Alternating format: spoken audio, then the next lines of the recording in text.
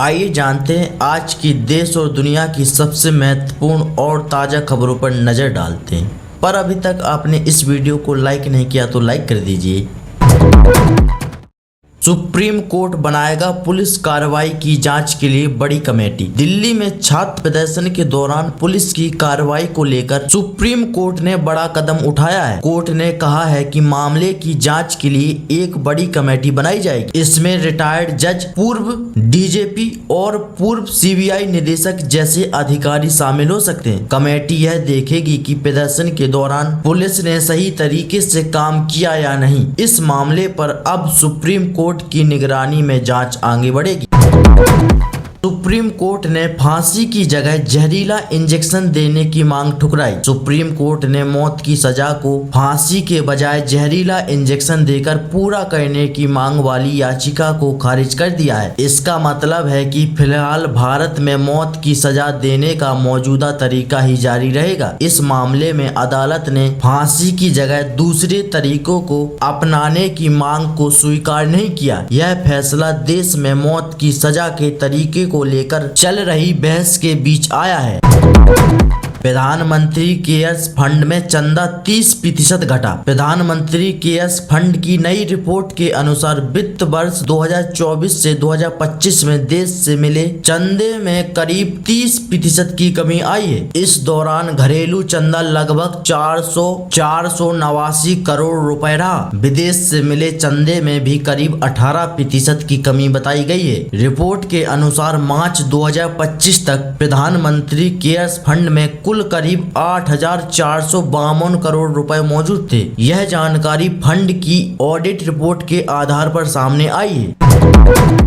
झारखंड में JSSC CGL परीक्षा रद्द, करीब 2000 नौकरियों पर असर। झारखंड सरकार ने जेएसएससी सीजीएल परीक्षा को रद्द करने का फैसला किया है। परीक्षा में गड़बड़ी के आरोपों के बाद यह कदम उठाया गया है। रिपोर्ट के अनुसार करीब 2000 सफल उम्मीदवारों की सरकारी नौकरी पर अब असर पड़ सकता है। उम्मीदवार इस फैसले को लेकर परेशान हैं और मामले की निष्पक्ष जांच की मांग कर रहे हैं। सरकार के फैसले के बाद नई परीक्षा और भर्ती प्रक्रिया को लेकर आगे की जानकारी का इंतजार है।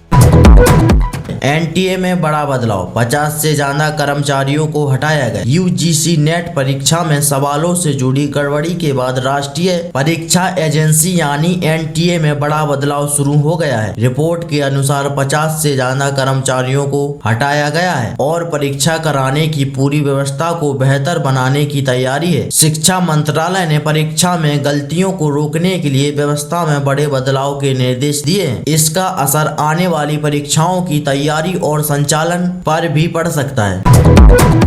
वित्त मंत्री निर्मला सीतारमण ने बैंकों के अधिकारियों से की बैठक। वित्त मंत्री निर्मला सीतारमण ने वरिष्ठ बैंक अधिकारियों के साथ बैठक की। बैठक में युवाओं, खासकर जेन जी के लिए बैंकिंग सेवाओं को बेहतर बनाने और बैंकों में जमा बढ़ाने पर चर्चा हुई। सरकार चाहती है कि युवाओं, ग्राहकों के लिए बैंकिंग व्यवस्था आसान और उनकी जरूरत के हिसाब से हो। डिजिटल बैंकिंग और युवाओं की बदलती जरूरतों को देखते हुए बैंकों की सेवाओं में बदलाव पर भी ध्यान दिया जा रहा है।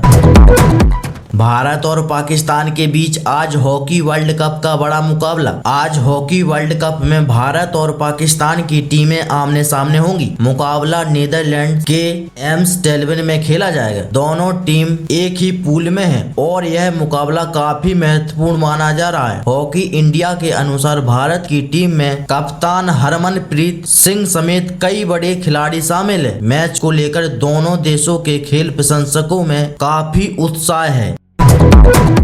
भारतीय सेना प्रमुख नेपाल दौरे पर, पोखरा में गोरखा सैनिकों से जुड़ा कार्यक्रम। भारतीय सेना प्रमुख जनरल धीरज सेठ नेपाल के दौरे पर है। आज वे पोखरा में पूर्व भारतीय गोरखा सैनिकों से जुड़े कार्यक्रम में हिस्सा लेने वाले। इस दौरे का मकसद भारत और नेपाल के बीच सेना से जुड़े पुराने संबंधों को और मजबूत करना भी है। गोरखा सैनिकों की भर्ती और अग्निपथ योजना से जुड़ा मुद्दा भी इस दौरे के दौरान चर्चा में है। दिल्ली समेत कई राज्यों में भारी बारिश का अलर्ट। भारत मौसम विभाग ने आज के लिए कई राज्यों में बारिश को लेकर चेतावनी जारी की है। दिल्ली, हरियाणा, चंडीगढ़ और पंजाब में भारी बारिश की संभावना बताई गई है। मौसम विभाग के अनुसार आज इन इलाकों में बारिश से लोगों को परेशानी हो सकती है। दिल्ली में भी हल्की से तेज बारिश का अनुमान है। लोगों को मौसम और स्थानीय प्रशासन की ताजा जानकारी देखते रहने की सलाह दी गई है।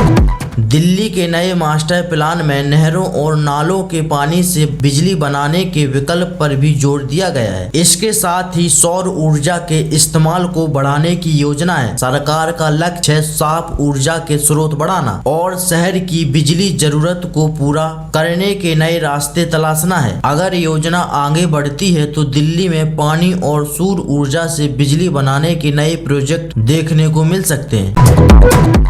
अमेरिका में ट्रंप ने भारत की वोटर आईडी व्यवस्था की तारीफ की है। अमेरिकी राष्ट्रपति डोनाल्ड ट्रंप ने भारत की चुनाव व्यवस्था और वोटर आईडी प्रणाली का उदाहरण देते हुए अमेरिका में कड़े वोटर पहचान नियमों की मांग दोहराई है। ट्रंप सेव अमेरिका एक्ट को आगे बढ़ाने की कोशिश कर रहे हैं। उन्होंने भारत में वोट डालने के लिए पहचान पत्र की व्यवस्था का जिक्र किया है। इस बयान के बाद भारत और अमेरिका की चुनाव व्यवस्था को लेकर चर्चा तेज हो गई।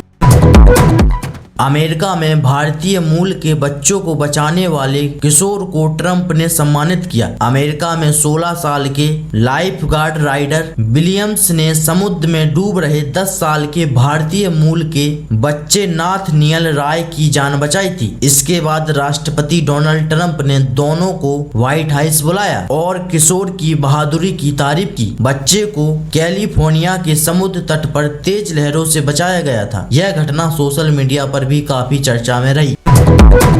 स्पेन के ग्रेनाडा में 4.8 तीव्रता का भूकंप, 3 लोग घायल। स्पेन के दक्षिणी हिस्से में ग्रेनाडा के पास 4.8 तीव्रता का भूकंप आया। भूकंप के कारण कुछ इमारतों को नुकसान पहुंचा और कई जगहों पर मलबा गिरा। अधिकारियों के अनुसार 3 लोगों को मामूली चोट आई है। कुछ पर्यटन स्थलों को भी खाली कराया गया। यह इलाका कुछ दिनों में दोबारा भूकंप के झटके महसूस किए जाने के कारण चर्चा में है।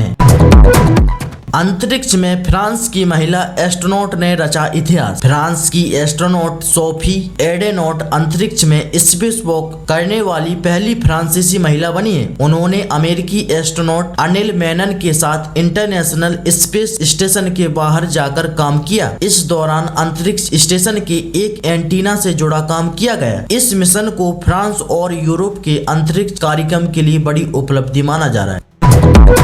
पाकिस्तान के पूर्व प्रधानमंत्री इमरान खान को अस्पताल ले जाने का आदेश। पाकिस्तान की सुप्रीम कोर्ट ने जेल में बंद पूर्व प्रधानमंत्री इमरान खान को इलाज और मेडिकल जांच के लिए अस्पताल ले जाने का आदेश दिया है। उनके स्वास्थ्य को लेकर चिंता जताई जा रही थी। अदालत ने परिवार के लोगों को उनसे मिलने की अनुमति देने की बात भी कही है। इमरान खान की तबीयत को लेकर पाकिस्तान में राजनीतिक और कानूनी दोनों स्तरों पर चर्चा तेज हो गई।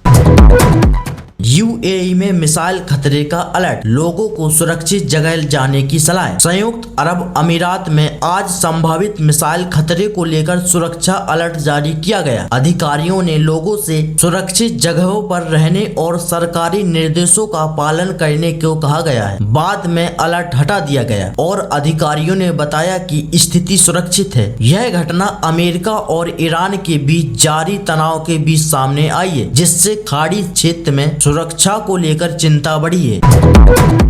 भारत की मिल्की मिस्ट कंपनी के शेयर बाजार में शानदार शुरुआत। डेयरी कंपनी मिल्की मिस्ट के शेयरों ने आज शेयर बाजार में अच्छी शुरुआत की। कंपनी के शेयर 140 रुपए के IPO भाव के मुकाबले करीब 165 रुपए पर लिस्ट हुए, यानी करीब 18% की बढ़त के साथ बाद में शेयर की कीमत करीब 181.50 रुपए तक पहुंची। इस IPO को भारत की डेयरी कंपनियों के बड़े IPO में गिना जा रहा है। बीजेपी ने उत्तर प्रदेश, पंजाब और गुजरात के लिए नए प्रभारी नियुक्त किए। भारतीय जनता पार्टी ने उत्तर प्रदेश, पंजाब और गुजरात के लिए नए पार्टी प्रभारी और सह प्रभारी नियुक्त किए हैं। उत्तर प्रदेश के लिए राज्यसभा सांसद और पार्टी के राष्ट्रीय महासचिव विनोद तावड़े को प्रभारी बनाया गया है। इन राज्यों में आने वाले चुनावों को देखते हुए पार्टी संगठन को मजबूत करने के लिए यह बदलाव महत्वपूर्ण माना जा रहा है। TISS ने CJI की जगह टाटा मेमोरियल के निदेशक को बनाया मुख्य अतिथि। Tata institute of social science यानी TISS के 86वें दीक्षांत समारोह में अब मुख्य अतिथि के रूप में टाटा मेमोरियल अस्पताल के निदेशक डॉक्टर CS प्रेमिस शामिल होंगे। पहले भारत के मुख्य न्यायाधीश सूर्यकांत को मुख्य अतिथि बनाया गया था। बाद में कार्यक्रम की तारीख और मुख्य अतिथि दोनों में बदलाव किया गया। नया दीक्षांत समारोह 22 अगस्त को होने वाला है।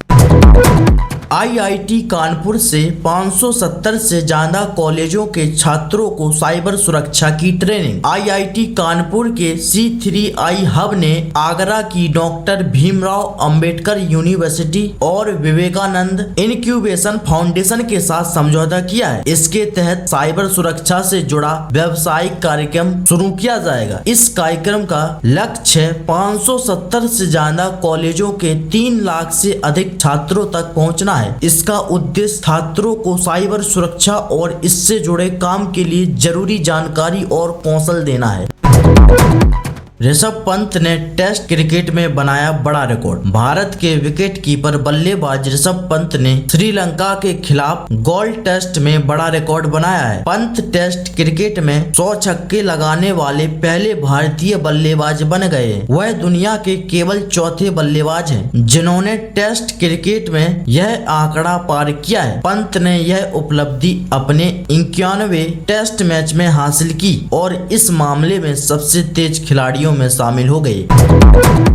विराट कोहली के अंतर्राष्ट्रीय क्रिकेट में 18 साल पूरे हुए। भारतीय क्रिकेट के बड़े बल्लेबाज विराट कोहली के अंतर्राष्ट्रीय क्रिकेट में 18 साल पूरे हो गए हैं। 18 अगस्त 2008 को उन्होंने श्रीलंका के खिलाफ अपना अंतर्राष्ट्रीय डेब्यू किया था। इसके बाद उन्होंने भारतीय क्रिकेट में कई बड़े रिकॉर्ड बनाए। उनके नाम वनडे और टेस्ट क्रिकेट में शानदार प्रदर्शन दर्ज है। आज सोशल मीडिया और क्रिकेट जगत में उनके 18 साल के सफर की चर्चा भी काफी हो रही है।